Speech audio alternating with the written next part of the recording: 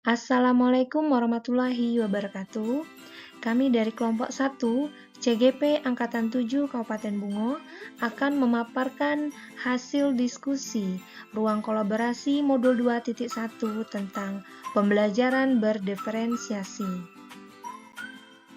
Dengan anggota kelompok yang pertama, Ibu Ismarina Rosida SPD, yang kedua, Ibu Mira Juliana SPD, dan yang ketiga bersama saya, Nurmala Dewi SPD.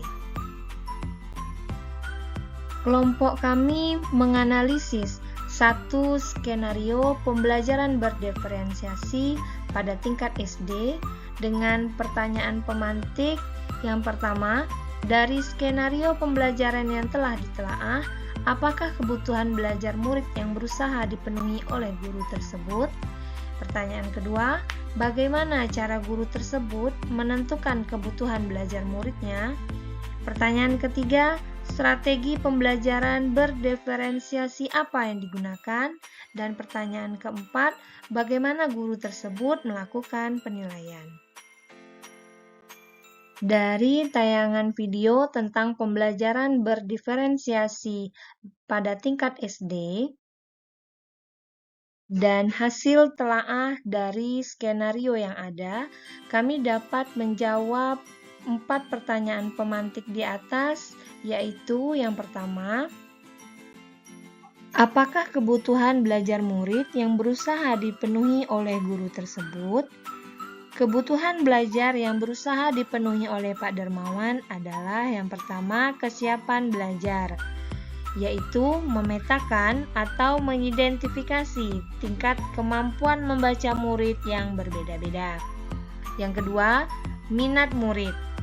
Proses pembelajaran disesuaikan dengan minat murid yang berbeda-beda. Ada yang suka membaca, mengamati, berdiskusi, wawancara, atau menjawab soal.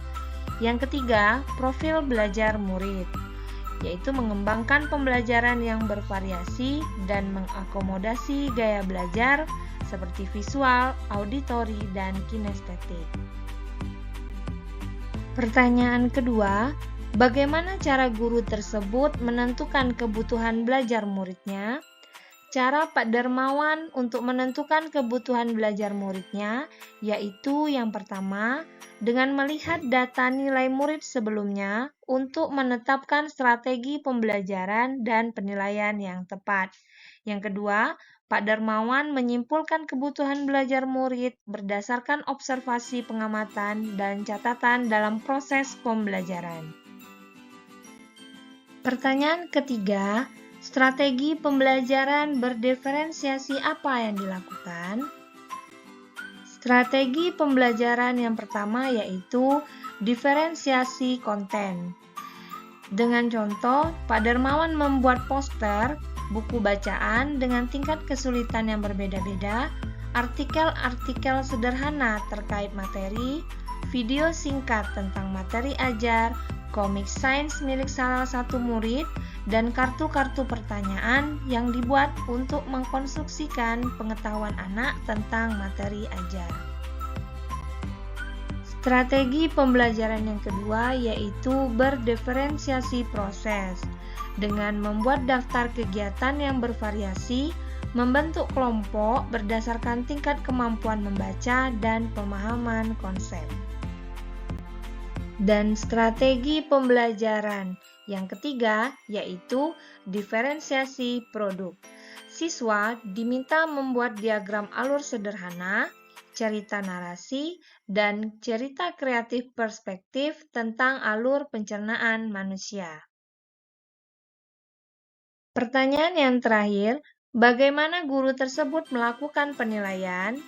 Pak Darmawan melakukan penilaian dengan 2 cara, yaitu assessment for learning dengan membuat catatan-catatan penilaian selama proses pembelajaran dengan mendatangi tiap-tiap kelompok, dan assessment of learning dengan cara melalui penilaian yang berjenjang dan bervariasi sesuai dengan kemampuan murid. Sekian pemaparan hasil diskusi dari kelompok kami. Terima kasih. Salam guru penggerak. Wassalamualaikum warahmatullahi wabarakatuh.